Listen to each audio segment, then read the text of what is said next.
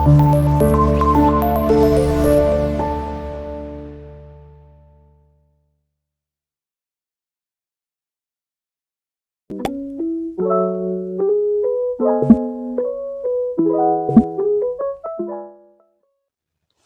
will be x?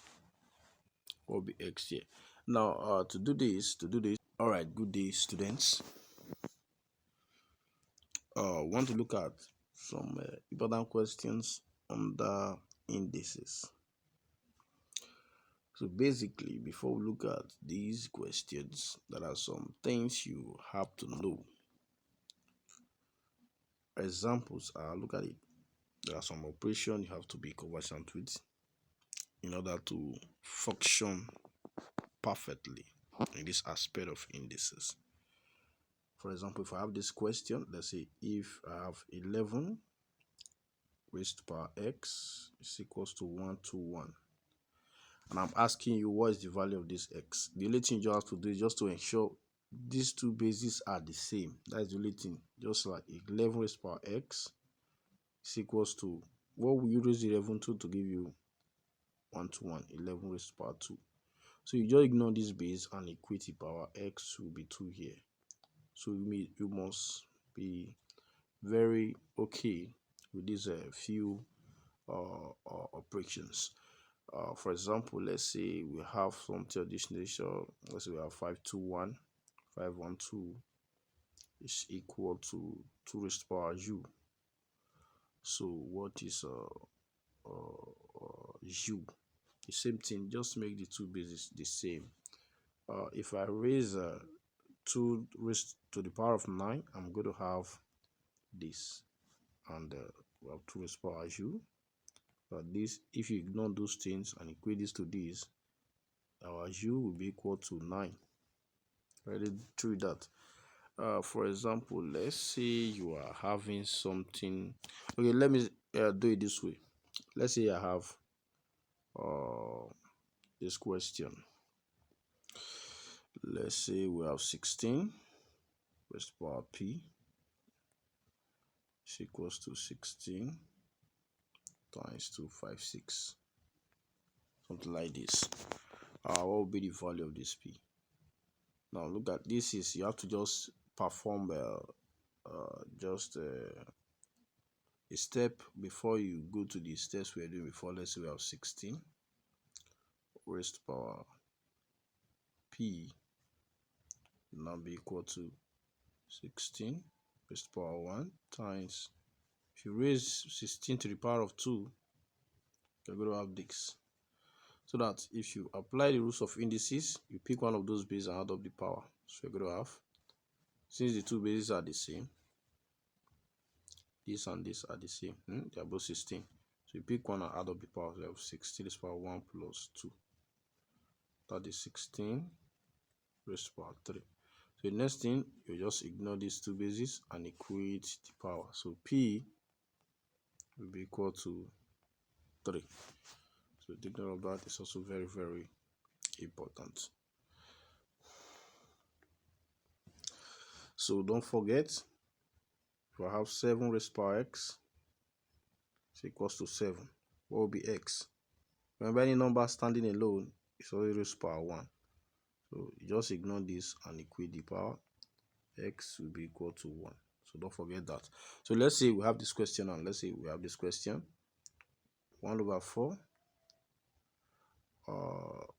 is equals to 4 raised to power x. What will be x? So the first thing is to make the two bases the same. Remember that. Remember this. 1 over a number is empty as that number raised to power minus 1. Remember that. So 1 over 4 now we can say is empty as 4 raised to power minus 1. This is 4 raised to power x. So you just ignore these two bases and equate the power. Minus 1 will be equal to x. Or you can say x is equal to minus 1. X is equal to minus 1. It's as simple as that. So if you know the basic rules, you're already good to go. Let's look at another question. Let's say if 0.125 raised to power x is equals to 64. What will be x? What will be x here? Now, to do this, look at what you go do. The first thing is to work on this decimal function. Look at it. This means that you can rule it and you just put 1 there. If you miss one once, put 0, move it again, another 0, move to the last time, put another 0. For example, if you have something like this, 0.11, and you want to convert it to fraction, what you have to do for, just put division line. The place you have this point, you just put 1 there. So if you move the point once, you put 0, move it again, put 0 again. So this one is sent here as 11 over 100. I don't know if you have done that before. That's what I'm trying to say. So that's 0.125 now will be sent here as let's look at what we are going to have. Will be to do what you have to do, just to put 1 first. Then if you move it once, you put 0, move it again, put 0 again, move it to the last time, put 0. So what we have here will be 125 now. So that's what I'm trying to say. Will now be equal to 64. The next thing, 125 to this place 1, 125 to this place 8. So we have 1 over 8 is equals to 64. So next, remember I told you guys that 1 over any number is empty as that number raised to power minus 1. So 1 over 8 now will be 8 raised to power what? Minus 1. That is equal to, look at this something. We can raise 8 to the power of 2 to give us 64. It can be 8 raised to power 2. So remember that this part was raised to power x. So don't forget that this part was raised to power x in the question. Or the s here. So you're just going to bring the x back. So the s is still there. So the next thing, you're going to put this bracket now. So this x is just what I'm bringing back. Don't forget that. So let's open the bracket. X times minus 1. We are going to have minus x is equals to 8 raised to power 2.